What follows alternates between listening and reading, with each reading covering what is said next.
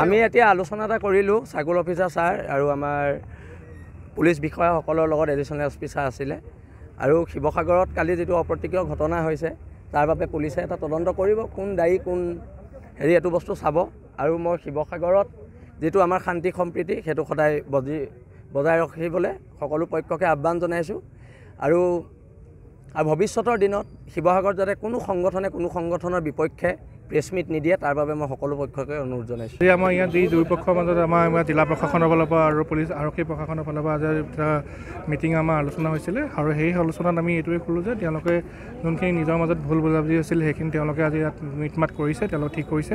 লগতে তেওঁলোকৰ যোনখিনি দাবী হয় যেনেকৈ আমাৰ ধৰি লওক ঘৰৰ লৈ পেলাই আপোনাৰ যোনখিনি অবৈধ মানুহ বহি আছে বুলি তাৰ কাৰণে আমি জিলা প্ৰশাসনৰ পৰা যুটীয়াভাৱে এই গোটেইখিনি তদন্ত কৰিম আৰু তদন্ত ওলাই আমাৰ যোনখিনি আমি কৰিবলগীয়া হয় যাৱতীয়া কৰিবলগীয়া হয় আমি সেইখিনি সকলোৱে কৰিম। আমি এইটোৱে অনুৰোধ কৰিছোঁ জিলা প্ৰশাসনৰ ফালৰ পৰা যাতে সকলোৱে শান্তি শৃংখলা বজাই ৰাখে আৰু আমাৰ এই সকলো যাতে ইয়াত কোনো অসুবিধাৰ সৃষ্টি নহয় তাতে আমি কামনা কৰিছোঁ। এই যোৱাকালি যি লাচি থানা আৰু আমাৰ লগত এক অপ্ৰীতিকৰ পৰিস্থিতি হৈছিলে, শিৱসাগৰত এক অশান্তময় পৰিস্থিতি হৈছিলে। আজি প্ৰশাসনৰ তত্ত্বাৱধানত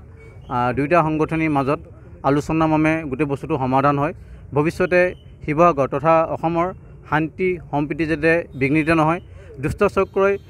সামাজিক মাধ্যমত যি অপপ্ৰচাৰ চলায় শিৱসাগৰ অপ্ৰীতিকৰ পৰিস্থিতি সৃষ্টি কৰিবলৈ তাৰ ওপৰত যাতে প্ৰশাসনৰ ব্যৱস্থা লয়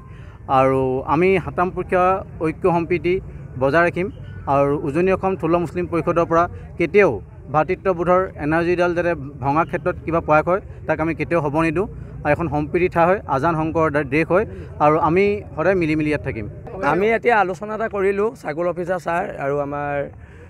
পুলিচ বিষয়াসকলৰ লগত এডিশ্যনেল এছ পি ছাৰ আছিলে আৰু শিৱসাগৰত কালি যিটো অপ্ৰতীকীয় ঘটনা হৈছে তাৰ বাবে পুলিচে এটা তদন্ত কৰিব কোন দায়ী কোন এইটো বস্তু চাব আৰু মই শিৱসাগৰত যেটো আমাৰ শান্তি সম্প্ৰীতি সেইটো সদায় বজাই ৰাখিবলৈ সকলো পক্ষকে আহ্বান জনাইছোঁ আৰু ভৱিষ্যতৰ দিনত শিৱসাগৰত যাতে কোনো সংগঠনৰ বিপক্ষে প্ৰেছ মিট নিদিয়ে তাৰ বাবে মই সকলো পক্ষকে অনুৰোধ জনাইছোঁ। আমাৰ ইয়াত যি দুই পক্ষৰ মাজত আমাৰ জিলা প্ৰশাসনৰ ফালৰ পৰা আৰু পুলিচ আৰক্ষী প্ৰশাসনৰ ফালৰ পৰা আজি এটা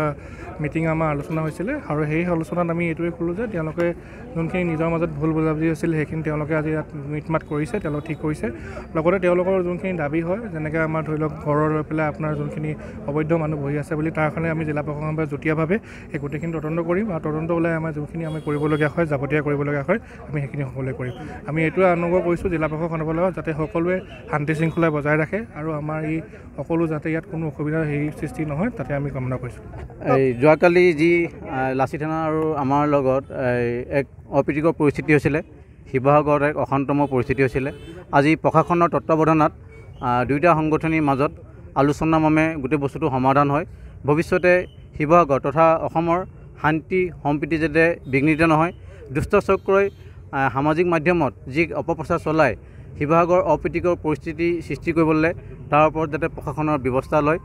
আৰু আমি সাতামপক্ষীয়া ঐক্য সম্প্ৰীতি বজাই ৰাখিম আৰু উজনি অসম থলুৱা মুছলিম পৰিষদৰ পৰা কেতিয়াও ভাতৃত্ববোধৰ এনাৰ্জিডাল যাতে ভঙাৰ ক্ষেত্ৰত কিবা প্ৰয়াস হয় তাক আমি কেতিয়াও হ'ব নিদিওঁ আৰু এখন সম্প্ৰীতি ঠাই হয়, আজান শংকৰ দেশ হয় আৰু আমি সদায় মিলি ইয়াত থাকিম।